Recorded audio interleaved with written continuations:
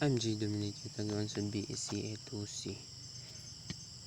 The sample problem is load B is connected to a double pulley by one of the two inextensible cables shown.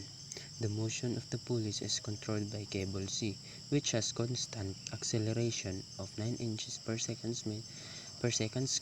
squared and initial velocity of 12 inches per second, both directed to the right. The, the finding the question is determine the number of revolution executed by pulley in 2 seconds. Then ang ikaduha, the velocity and change in position of the load B after 2 seconds. And then ikatulo, the acceleration of point D on the heart of the inner pulley at time is equal to 0. Solution. Motion of pulley since the cable inextensible, the velocity of point D is equal to the velocity of point C, and tangential component of the acceleration of D is equal to the acceleration of C.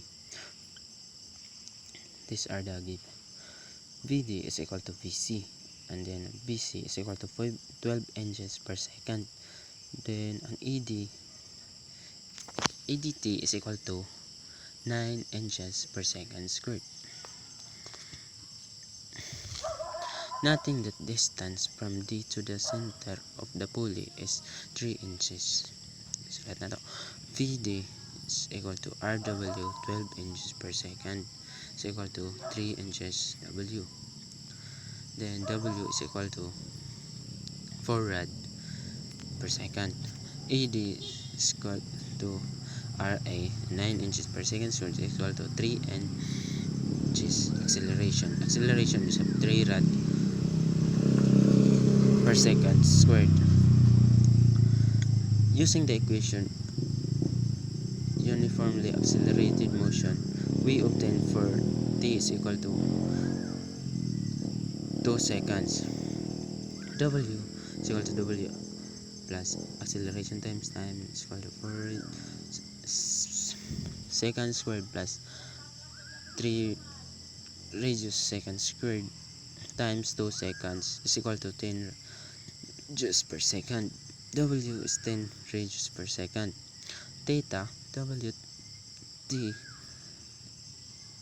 plus 1/2 acceleration times time squared is equal to radius per second times 2 second plus 1/3 3 radius per second squared and 2 seconds squared is equal to 14 rad, and then theta is 14 radius. Number of revolution is equal to 14 radius times 1 revolution divided by 2 pi radius is equal to 2.23 revolution. Then mo to ang motion of pulley. Then ang letter B, motion of land B. Using the following relation between linear and angular motion with R is equal to 5. The formula is VB is equal to RW. RW is equal to 5 inches times 10 rads is equal to 15 inches per second. Then ang VV 15 inches per second. Then ang YB is equal to R theta. Triangle YB ay kanang triangle sumpay na diri sa Y. Then R theta is equal to 5 inches times 14 radius is equal to 70 inches. Then the YB is equal to 17 inches pa saka. Then ang C, acceleration of point D at time is equal to 0. The tangential component of the acceleration is ADT is equal to AC 9 inches per second squared. Since at time is 0, W rad is equal to ang W is equal to 4 radius per second. The component of the acceleration AD is equal to RDW squared equals 3 inches 4 radius times 4 radius per second squared is equal to 48 inches per second squared. AD is equal to 4 n per second squared. The magnitude direction of the total acceleration can be obtained. Tan theta is equal to 48. Butang lang natin 48 inches per second squared times 9 inches. Itong given ka ganina sa problem. 9 inches per second squared is equal to ang theta is 79.4. Then sin 79 is equal to 48 inches. Sin 79.4 degree is equal to 48 inches second squared.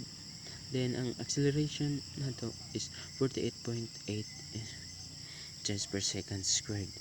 Then we write A is 48.8 inches per second squared, and then the theta aning kuan kaning angle aning kuan diri as illustration is 79.4 degree. That's all. Thank you.